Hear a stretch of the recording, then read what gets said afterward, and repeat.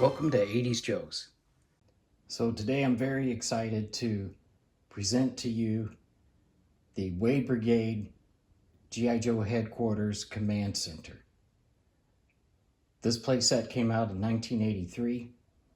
I got it for my birthday in 1984. So I've taken the figures from the 1983 Wade Brigade and I've put them in the headquarters. So I'm going to take a quick tour of the figures, and then we'll come back with the figures taken out and we'll do a review of the headquarters. So here I've got Steeler and his Mobat. There we got Stalker manning one of the laser cannons. I've got Grand Slam here manning this big laser cannon.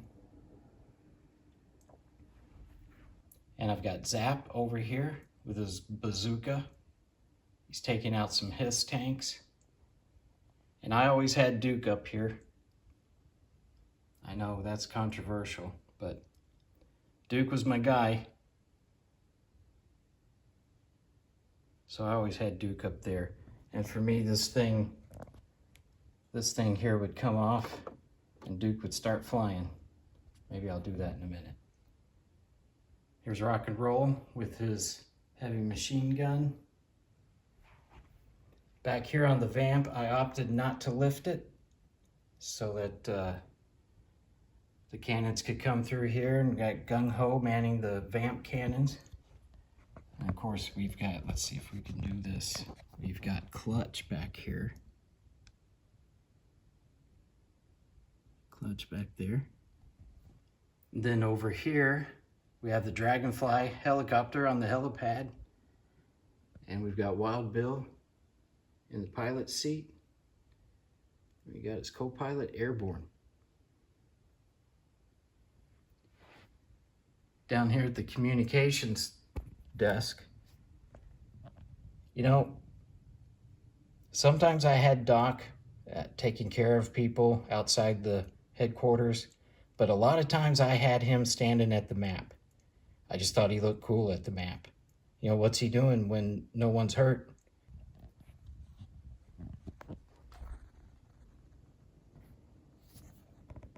And here we've got the console. I put Hawk over here. If Duke got out of line, Hawk could bring him back.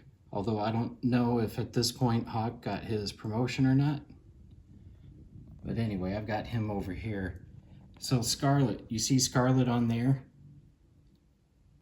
I can't put her in the headquarters because she's on the screen. It doesn't make sense. But here's Breaker. Obvious choice.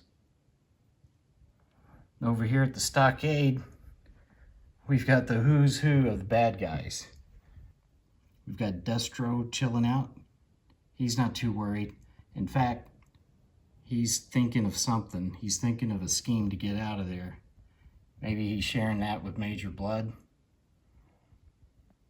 There's the Cobra officer kind of standing behind his commander, who is at the door asking for favors, complaining, and all that stuff. And we got Grunt standing guard over the prisoners. There we go. So next I'm going to take out all these figures and then we'll check out the headquarters just by itself. Because the headquarters was a game changer for toys. It was one of my favorite things to have as a kid. So let's get into it. All right, so here's the G.I. Joe headquarters with all of the action figures and vehicles out of it. First things first, we got the helipad here. It was a separate unit. I know some guys didn't think much of this, but I liked it. It was a place to put your Dragonfly, which is what I had. And watching some reviews, I've learned that these little tracks here were for vehicles to roll up and on, up and off, if they wanted to. So that was the helipad. So the whole idea of the G.I. Joe headquarters in the comic books was that it was modular. They could take it in boxes and put it together anywhere they needed. And this piece is modular as well. It's got 3 pieces, there and there, and they just connect by these little pegs. They just slide in real easy like that. And then you have the middle section that's got the main cannon and all of the generator, the computers and machinery that run the headquarters. Over here you have the stockade, and the control panel, and back there is some storage. And on the front of the headquarters we had a searchlight and a laser cannon. And over here in the middle we had this great big laser cannon. Again, that's where I always put Duke. And I would pop this out and have it fly like that. And Duke or whoever, Flint sometimes, would be sitting up there, and this thing would fly around, shoot some HISS tanks. And that just slides right in there. And there's the flag, the G.I. Joe flag. It's got the American flag on the other side. And here's another laser cannon. And this has a security camera. And then another laser and another spotlight. All right, so now we've got the Wade Brigade G.I. Joe headquarters turned around. And actually, this is one thing that I loved about this play set, is that it wasn't enclosed. I liked being able to get in there. I had no problems with it being wide open. I did pretend that Firefly and Storm Shadow would sneak out of the prison, because it's pretty easy. You know, standing on the beds here, they could just come out. But I always had someone back here on sentry, so they didn't get too far.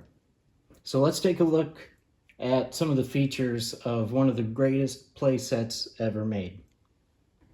All right, so this is the heavy artillery compartment. Not compartment. I have just totally forgotten what it's called. But this is where the MOBAT went. And the turret would stick through there.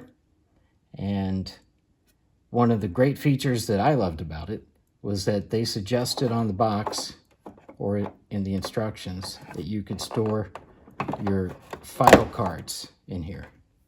And so that's what I always did. And so I've got the Wade Brigade. These are all 1983, the 83 file cards. So we got Grand Slam, Snake Eyes, Stalker, Stealer, Ace. Da, da, da, da, da. You know what? I just realized Snake Eyes wasn't in that video. That's because I have him set aside for a comparison video. All right, and of course, with everything G.I. Joe, part of the greatness of it is all of the detail. Like, you've got these sculptings in here to mimic mechanisms that are necessary to keep your tanks in order, and for your mechanics. You know, these are their tools and parts and things, and they're just molded in, but it adds to the pretend level. And here you've got some passageways. So see, they even thought about, you're gonna have your Joes going in between here and coming into the main part of the headquarters. So when you come in here, you have the communication desk, and here you've got a big map, and you've got the Dragonfly helicopter, and you've got Cobra Commander, and you've got Scarlet. This is why I never put Scarlet in here, because she's, you know, she's reporting in from the field. So when I played as a kid, Scarlet was always out in the field doing something. And that was the control panel. It had 2 chairs, and up here, so you walk your figures here. You got steps up to this great big laser cannon and the probably closed circuit camera. Up here is where your leader or whoever was a sharpshooter sat, and you got some radar here, and down here you've got like generator stuff that makes the whole thing run, right? And as always, you got the panels that pull off, and you've got the great big fans. This is the stuff that runs the place, the HVAC or the technology. So that was always fun, you know. That just made it more realistic. And here we got the prison. We got some really cool, strangely detailed beds. I always thought that, like, when I got it as a kid, I thought, man, those are really good looking sheets and pillows. Those prisoners are going to be comfortable in a Joe stockade. And then over here we have the motor pool. And the motor pool was made for the vamp. You can see it's got the 4 wheels here. And this has a lever here that pulls up, and not only does it elevate the vamp to shoot above, because the vamp can shoot through here too, but you can also have your figures under here, you know, working on it. Clutch, the vamp driver, was a mechanic, so I'd have him under here sometimes tooling around on the vamp. And I learned from a couple places, actually, they started to learn this, that these other features, they're not just there for good looks, which, you know, I always thought, but some of these, actually all of them, are meant for other vehicles. So as we all know, you got the vamp, very familiar with that. Back it up in there. We know that one, right? Stop here. But did you know about this? And these two can accommodate the polar battle bear. How cool is that? No one ever told us that as kids. I don't know if I would have used it. Let's see. Well, you know, that's pretty cool, because that gets Snow Job into the action. I never had Snow Job at the headquarters, because, you know, he was off in the mountains somewhere. And yeah, so that's pretty cool. You can put that on there. And I don't have all of the ones that I saw, but I do have the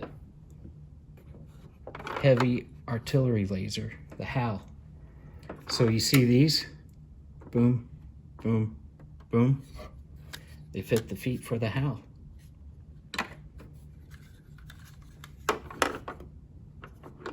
Just like that. And that's pretty cool. I didn't have the HAL, so it would have made a difference to me, but, and these do other things. And these two, again, I just thought they were, you know, just for looks. But I think it's the mountain howitzer. It's got the 2 rods that come back for towing. Those actually hook onto here and here, which is amazing.